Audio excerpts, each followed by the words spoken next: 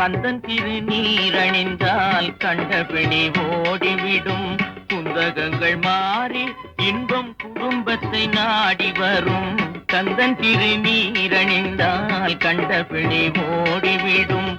குந்தகங்கள் மாறி இன்பம் குடும்பத்தை நாடி வரும். கந்தன் திருநீரணிந்தால் கண்டபிணி ஓடிவிடும்.